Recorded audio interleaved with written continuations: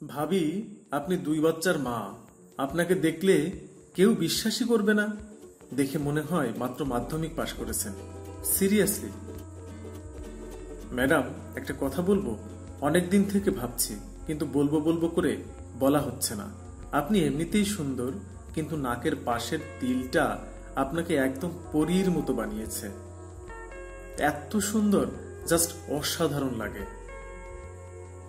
মন খারাপ কেন ভাবি? ঝগড়া ঠগড়া করলো নাকি? আপনার মতো এরকম একটা মানুষের সাথেও ঝগড়া করা যায়? বিশ্বাসই হচ্ছে না।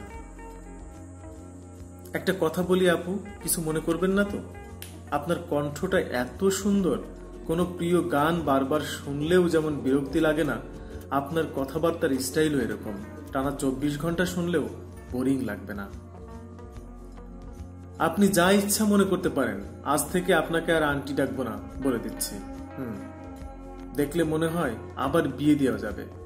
আর আপনাকে ডাকবো আন্টি? না, আর না। একটা কথা বলবো, নীল শাড়িতে আপনাকে দারুণ মানিয়েছে।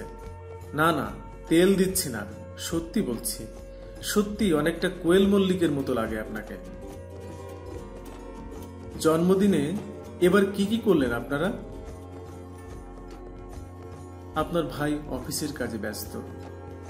কি যে বলেন! আমি এরকম একটা বউ পেলে জন্মদিন উপলক্ষে 1 সপ্তাহের ছুটি নিতাম। হাসবেন না, সিরিয়াসলি। অবিশ্বাস্য হলেও সত্য, কিছু কিছু মানুষ আছে নিজের অফিসের কলিগ, পাশের বাসার ভাবি কিংবা বন্ধুর বউ, পরিচিত আপু ম্যাডামদের সাথে এভাবেই কথা বলে। আপাত দৃষ্টিতে এগুলো জাস্ট প্রশংসা বাক্য। এর গভীরে যে কত বড় লাম্পট্য আর অসৎ কামনা লুকিয়ে আছে, খেয়াল না করলে বোঝার উপায় নেই। যারা এগুলো করে, এরা কিন্তু ফাঁদে ফেলবার জন্যই করে।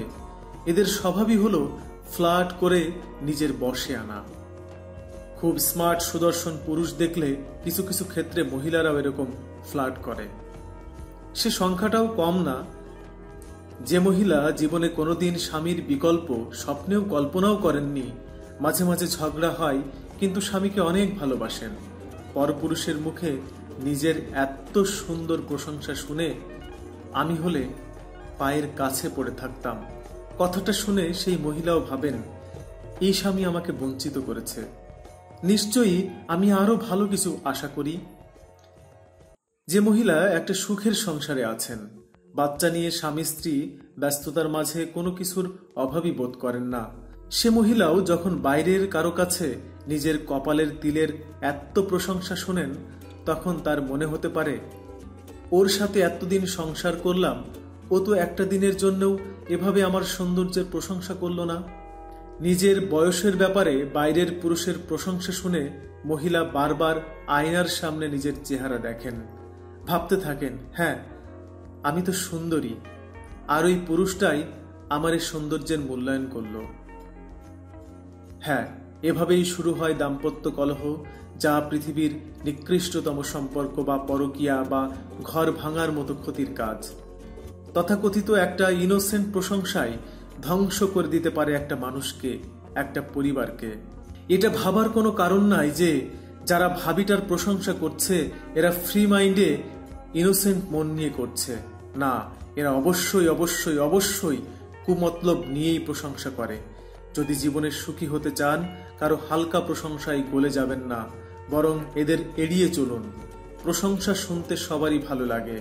অ্যাভয়েড না করলে ধীরে ধীরে এদের ফাঁদে একদিন পড়বেনই। তাই নকল হইতে সাবধান।